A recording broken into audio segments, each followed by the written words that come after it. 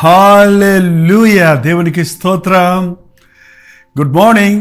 తెల్లవారి చాలాసేపు అయిందండి, 7 గంటలు అయిపోయింది. మీరు ఎక్కడి నుంచో చూస్తున్నారేమో, మీకు ఇది ఈవినింగ్ అయి ఉండొచ్చు, ఆఫ్టర్నూన్ అయి ఉండొచ్చు, ఎర్లీ మార్నింగ్ అయి ఉండొచ్చు, మిడ్ నైట్ అయి ఉండొచ్చు. మరి ఇంత గొప్ప అవకాశం ఇచ్చాడు యూట్యూబ్ ద్వారా, ఇవాళ సోషల్ మీడియా ద్వారా. ఎవరు ఎక్కడ, అక్రాస్ ద గ్లోబ్ ఎక్కడున్నా, ఏ సమయమైనా మీరు కూడా ఈ లైవ్లో జాయిన్ అవడానికి, లేక మీ అనుకూలమైన సమయంలో మీరు వీక్షించడానికి దేవుడు ఇచ్చిన ఈ భాగ్యాన్ని బట్టి ఆయన ఎంతగానో స్తుతిస్తున్నాను. చాలా సంవత్సరాల నుంచి టెలివిజన్ ప్రోగ్రామ్స్ ఇస్తున్నాం కదా, కరెక్ట్గా 6:30 నుంచి 7 గంటలు అంటే ఆ టైంలో వారు ట్యూన్ చేస్తేనే ఆ ప్రోగ్రాం వినగలరు, లేదంటే మిస్ అయిపోయినట్టే. కానీ దేవుడు ఎంత గొప్ప మేలు చేశాడని చూస్తే, ఆయన వాక్యము నిరంతరము నిలుచును, ఆయన మాటకు చలనం లేదు. మరి నిజంగా ఇలాంటి అవకాశాలు మీరు ఉపయోగించుకుంటున్నారా? కొంచెం ఆలస్యమైనా, ముందైనా, వెనకైనా, ఎప్పుడైనా రోజు దేవుడు అందిస్తున్న సందేశాలు విని ఏదో ఒక పాఠాన్ని నేర్చుకుంటూ, ఒక నడిపింపును పొందుకుంటూ, ఒక మేలు పొంది, ఒక ఆదరణ పొంది, ఆధ్యాత్మికంగా విశ్వాసాభివృద్ధి పొందుచు ముందుకు సాగుతున్నారా? అలా సాగాలని, ఆధ్యాత్మిక వీరులుగా మీరు మారాలని, ప్రభు రాకడలో ఎత్తబడే వధువు సంఘములో మనందరము ఉండాలని ఆయన వాక్యముతో మనం ఎప్పటికప్పుడు సిద్ధపరచబడుతున్నాం. రండి, ఒక చిన్న ప్రార్థనతో ఈరోజు మాటను ధ్యానిద్దాం. పరిశుద్ధుడా, నీకు వందనములయ్యా. ఎంత గొప్ప దేవుడు మాకున్నావయ్యా. నిన్నెరిగిన వారు ధన్యులయ్యా, నీ ఏర్పరుచుకున్న వారు మరి ధన్యులయ్యా. నీ చేత ప్రేమించబడిన వారు ఎంత గొప్ప భాగ్యవంతులయ్యా. మేము నీవు మమ్మను ప్రేమించావని చెబుతూనే మా ఇష్టానుసారంగా జీవించేవారిగా కాక, నీ ప్రణాళికలు ఎరిగి జీవించుటకు సహాయం చేయి. క్రీస్తు నామములో అడుగుచున్నాను తండ్రి, ఆమేన్. బైబిల్ దేవుని మాట అంటే ఇందులో చాలా వాగ్దానాలు ఉన్నాయి. బైబిల్ ఎప్పుడో కథల్లాగా ఆ మనుషులకు, ఆ సందర్భాల్లో, ఆయా వ్యక్తులకు చెప్పిన మాటలైనా ఆయన మాటలు జీవపు ఊటలు గనుక ఈరోజు కూడా దేవుడు నీతో స్పష్టంగా తన వాక్కు ద్వారా మాట్లాడతాడు.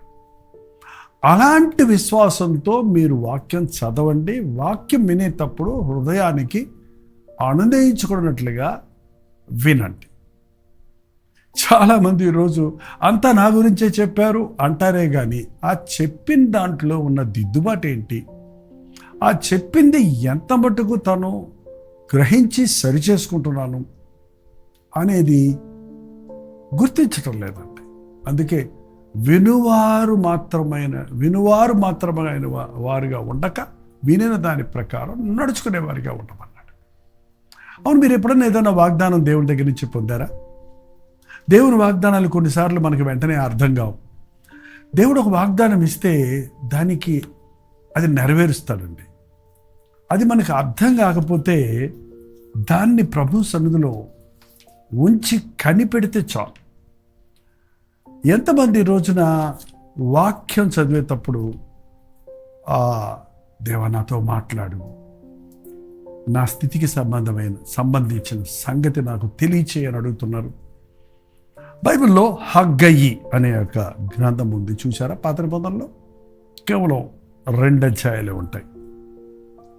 ఒకే అధ్యాయం ఉన్న ఒబెద్యా కూడా ఉంది.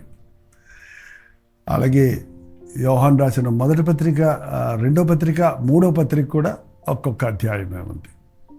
అలాగే మరో పత్రిక ఉందండి, యూదా రాసిన పత్రిక కూడా ఒక అధ్యాయమే ఉంది. కానీ మీరు గమనిస్తే ఈ చిన్న అధ్యాయాలు తక్కువ అనుకున్న దాంట్లో ఎక్కువ సారం, ఎక్కువ అత్యవసరమైన విషయాలు ఉన్నాయండి. హగ్గయిలో 2వ అధ్యాయం 23వ వచనం చదివితే, నా సేవకుడువును షయల్తీయేలు కుమారుడువనైన జెరుబ్బాబెలు, నేను నిన్ను ఏర్పరచుకొని ఉన్నాను. నేను నిన్ను ఏర్పరచుకొని ఉన్నాను.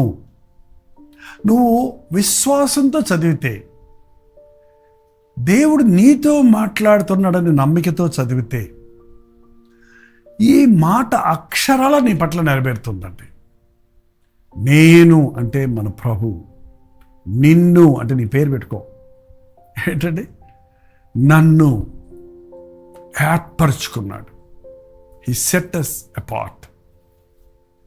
చూడండి, మనం కొన్ని వస్తువులు వేరు చేయనప్పుడు, ఇది మామిడి పళ్ళ సీజన్ కదండి, తిన్నారా? పుల్లగా తీయగా ఉంటాయి కదా. ఆ మామిడి పళ్ళు ఒక బుట్ట తెచ్చారనుకోండి, ఇంట్లో ఉన్నటువంటి యజమానురాలు ఏం చేస్తారు? వాటిని వేరు చేస్తారు. ఇది బాగుంది, ఇది వెంటనే తినటానికి, ఇది పచ్చిగా ఉంది, ఇది కుళ్ళిపోయింది, ఇది పడేయటానికి అని తీసి వాళ్ళకి తెలిసిపోద్ది దాని రంగును బట్టి అది ఏ పండు సరిగ్గా ఉందని. ఆ సరైన ఎత్తిపెట్టుకుంటారు.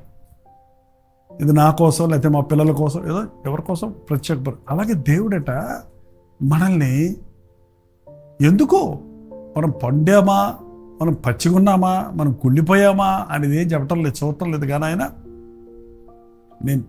నేను వీరిని గురించిన తలంపులు నాకు ఉన్నాయి, నేను కోరుకున్నవాడు, నేను ఏర్పరచుకున్నవాడు, నాకు కావలసిన వాడు అని.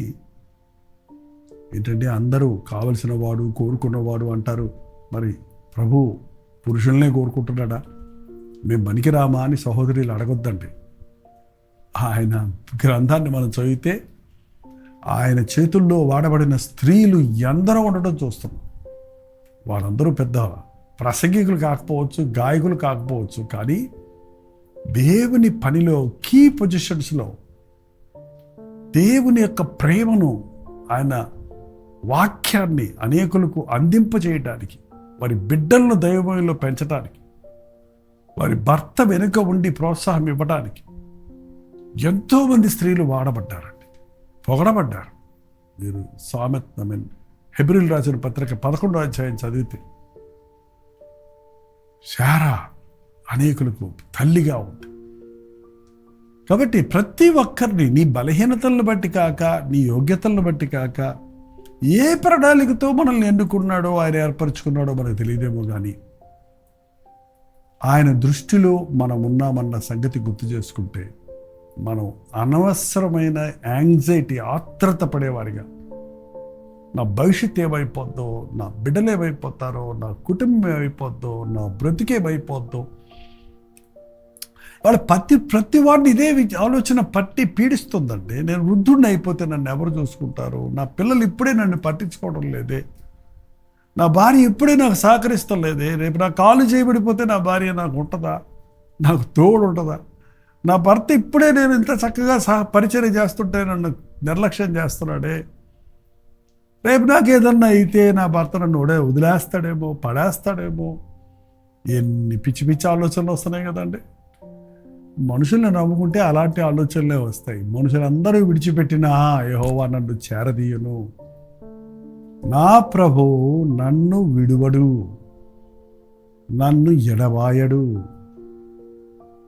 లోకమంతా నా మీద తిరగబడిన నా ప్రభువు నా పక్షంలో ఉంటే నాకు చాలు, లేక నేను దేవుని పక్షంలో ఉంటే అది చాలు అనే విశ్వాసం మనకు కావాలండి. నేను నిన్ను ఏర్పరచుకున్నాను స్పష్టంగా దేవుడు చెప్తున్నాడు. ఎవడు చదివినా ఎవరితో వాడితో స్పష్టంగా చెప్తున్నాడు. నేను మళ్ళీ చెప్తున్నాను. ఒకేసారి మనందరం ప్రార్థన చేసినా వినగలిగినంత గొప్ప దేవుడు ఆయన. ఒకేసారి మనందరి ప్రార్థనలకు జవాబు ఇవ్వగలిగినటువంటి అనంతమైన దేవుడు ఆయన. మనుషులు ఒకరితో మాట్లాడితే ఇంకొకరితో మాట్లాడలేము, ఒక మాట వింటుంటే ఇంకో మాట వినిపించుకోలేము. కానీ దేవుడు, ఆకాశం నాది, భూమి నాది, అందున్న సమస్తము నాదే, ఈ లోకంలోని జనులందరూ తాకిట్లోని నీటి బిందువులాగా ఉన్నారు. ఆయన గుప్పిలతో ఆయన ఇసుకను కొలవగలడు. అద్భుతమైన పేర్లు పెట్టి ఆయన నక్షత్రములను పిలువగలడు. అంత గొప్ప దేవుడి యందు నువ్వు నిజంగా విశ్వాసం ఉంచితే నీకు దిగులు లేదండి, నీకు భయం లేదు. ఆయన మాటను నమ్ముతాం. నేను నిన్ను ఏర్పరచుకున్నాను కనుక ఈ దినమున నేను నిన్ను తీసుకొని ముద్ర ఉంగరముగా చేతును. ఏమంటున్నాడు? నిన్ను ముద్ర ఉంగరముగా చేతును. ముద్ర ఉంగరం అంటే తెలుసా అండి? సీల్. రాజుగారికి ఒక ఉంగరం ఉంటుంది ఎప్పుడు కూడా. ఆ రాజుగారి చేతికే ఉంటుంది అది ఎప్పుడు. దాన్ని రాజుగారు డాక్యుమెంట్స్, వాటి ఆర్డర్స్ ప్రిపేర్ చేసిన తర్వాత దాని మీద ఆయన ముద్రిస్తాడు. మనం ఇప్పుడు రబ్బర్ స్టాంపులు చేస్తున్నాం చూసారా? ఆయన సీల్ వేసాడంటే అది అధికార పత్రిక అయింది. ఆ రాయబడింది అది రాజాజ్ఞ అయింది. ఆ రాయబడిన ఒప్పందం అది రాజుగారు ఒప్పుకున్నదయింది. ప్రభు అంటున్నాడు, ఆయన ఏర్పరచుకున్న వారిని, ఆయన్ని ప్రేమించిన వారిని, ఆయన ప్రకారంగా నడుచుకున్న వారిని ముద్రభగ్రంగా చేస్తారు. I will make you a seal. అంటే నువ్వు యేసు నామములో అధికారము నీకు ఇవ్వబడుతుందండి. ఎంత గొప్ప దేవుడు. మత్తయి సువార్త 10వ ఆయన తన 12 మంది శిష్యులను పిలిచి నానా విధములైన రోగములను వెళ్ళగొట్టుటకు, దెయ్యములను వెళ్ళగొట్టుటకు, అపవిత్రాత్మలను వెళ్ళగొట్టుటకు ఆయన వారికి అధికారం ఇచ్చాడు. అధికారం, పవర్ ఉంటే చూడండి వాళ్ళు ఎట్లా మిస్యూజ్ చేస్తున్నారో లోకంలో. మన దేశంలో ఎలక్షన్స్ జరుగుతున్నాయి, ఫైనల్ వచ్చేసాయి, చివరికి వచ్చేసాయి. జూన్ 4వ తారీఖు 5వ తారీఖు రిజల్ట్స్ వచ్చేస్తాయి. ఎవరికి ఏ అధికారం వస్తుందో, ఎవరు అధికారంలోకి వస్తారో అని అందరూ ఎదురు చూస్తూ తహతహలాడుతున్నారు. దేవుని బిడ్డలమైన మనం, దేవుడు కోరుకున్న వారు, దేవుడు ఎవరికి ఉంగరం ఇస్తాడో, దేవుడు ఎవరికి అధికారం ఇస్తాడో, అది ఎవరనేది మనకు అవసరంలా. దేవుడు ఏర్పరచుకున్నవారు, దేవుడు అధికారం ఇచ్చినవాడు. ఎందుకంటే ప్రతి అధికారము పైనుండి వస్తుంది. ఈ లోక రాజులు దేవుడి చేత ఏర్పరచబడుతున్నారు. నాకు తెలియకుండా ఏది జరగదన్నాడు. ఎందుకంటే సర్వాధికారము నాకు ఇవ్వబడిందన్న ప్రభు చిత్తము లేకుండా ఎవరికి ఏ అధికారము ఇవ్వబడదు. మనం ప్రార్థించే బుద్ధులమై ఉన్నాం. లోకంలో ఉన్న అధికారులకు ఇచ్చే అధికారం కొంత మటుకే, ప్రభు బిడ్డలకు ఆయన ఇచ్చే అధికారం ఎంత గొప్పదండి, ఊహాతీతమైంది. రోగములను స్వస్థపరచుటకు, దెయ్యములను వెళ్ళగొట్టుటకు అధికారం ఇస్తున్నాను. సంఘమా, ఇవాళ శుక్రవారం అండి. ఉపవాస ప్రార్థనలు సంఘంలో జరగాలి. మీ సంఘాల్లో శుక్రవారమో శనివారమో ఏ రోజు ఉపవాస కూడిక ఉందో ఆ రోజు జాయిన్ అవ్వండి. ఒకవేళ మీరుండే స్థలాల్లో ఉపవాస ప్రార్థన కూడిక లేకపోతే మీరు ఉపవాసం ఉండి ప్రార్థించవచ్చు. మీరు మాతో ఏకీభవించు. ప్రతి శుక్రవారం కల్వరి చర్చిలో జరిగే ఉపవాస ప్రార్థన మీకు లింకు, మీకు లైవ్ ఇస్తున్నాం. మీరు కూడా ఏకీభవించి ప్రార్థించవచ్చు. సంఘం ప్రార్థిస్తే అద్భుతాలు జరుగుతాయి. దేవుడు మనకి అధికారం ఇచ్చాడు. దేవుని రాజ్యాన్ని కట్టడానికి, దురాత్మలను పారద్రోలటానికి. ఒకసారి చూడండి, మత్తయి సువార్త 16వ అధ్యాయము 19వ వచనం చదువుతున్నాను వినండి. పరలోక రాజ్యం యొక్క తాళపు చెవులు నీకిచ్చదను. భూలోకమందు దేనిని బంధించుదువో అది పరలోకమందును బంధించబడను. భూలోకమందు దేనిని విప్పుదురో అది పరలోకమందును విప్పబడునని అతనితో చెప్పాను. పరలోకపు తాళాలు నీకు ఇస్తున్నాను. ఏంటండి వాళ్ళ తాళాలంటే వాళ్ళ తాళం చేతులు లేవు, లాక్ నెంబర్.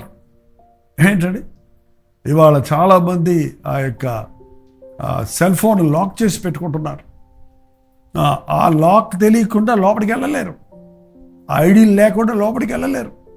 ప్రభు అంటున్నాడు, పరలోకపు అధికారాన్ని, పరలోకాన్ని ఓపెన్ చేయగలిగిన, క్లోజ్ చేయగలిగిన, పాతాళాన్ని తెరవగలిగిన, ముయ్యగలిగిన అధికారం నీకు ఇస్తున్నాను. ఏంటా అధికారం? ఏంటా తాళం చెవి? నాకు తెలిసినంత వరకు ఆ తాళపు చెవి ప్రార్థన. 2 ముగ్గురు ఏకీభవించి దేనిని భూలోకంలో బంధిస్తారో అది పరలోకంలో బంధించబడుతుంది.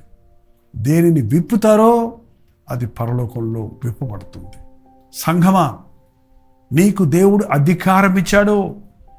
పరిస్థితులను చూచి నువ్వు భయపడటం కాదు, నీ ప్రార్థనా శక్తిని చూచి నీ చుట్టూన్న వారు భయపడేటట్టు, దేవునికి లోబడేటట్టు దేవుడు తన కార్యాలు జరిగిస్తాడండి. అందుకే ఉపవాస ప్రార్థన పరలోకపు తలుపులు తెరుస్తుంది, నరకపు తలుపులను మూస్తుంది. నరకానికి పోయే ఆత్మలను పరలోకానికి పంపించగలిగిన పశ్చాత్తాప ఆత్మను దేవుడు కుమ్మరిస్తాడండి. అపవిత్రాత్మలు బంధించబడినట్లుగా పరిశుద్ధాత్మ కార్యములు విస్తారముగా లోకంలో జరిగినట్లుగా మనందరము దేవుని చేతుల్లో వాడబడే పాత్రలుగా, ఆయన ముద్రపు ఉంగరములుగా ఆయన ఇచ్చిన అధికారమును సద్వినియోగపరుచుకొని దాన్ని అనునయించుకున్నట్లుగా సంఘముగా ప్రార్థిద్దాం. ప్రార్థన ద్వారా అద్భుత ఆశ్చర్య కార్యాలను అనుభవిద్దాం. ప్రార్థన.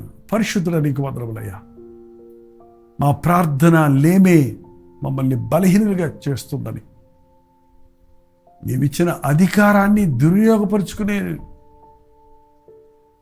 నిర్లక్ష్యం చేసి నష్టపోయేవారిగా కాక, నాజరేయుడైన యేసు క్రీస్తు నామములో స్వస్థతలు, అద్భుత ఆశ్చర్య కార్యములు అత్యధర్మంలో జరిగినట్లు, అపవాది కార్యములు లయపరచబడి పరిశుద్ధాత్మ కార్యములు ప్రపంచమంతా జరిగినట్లు అయ్యా నీ ఆత్మను కుమ్మరించమని, లైవ్లో ఉన్న వారిని ఎవరెవరు నీవు ఏర్పరచుకున్నావో, ఏ ఏ పని నిమిత్తమై ఏర్పరచుకున్నావో ఆ ప్రణాళికలు మా పట్ల నెరవేర్చుకునమని యేసు క్రీస్తు నామములో అడుగుచున్నాను తండ్రి.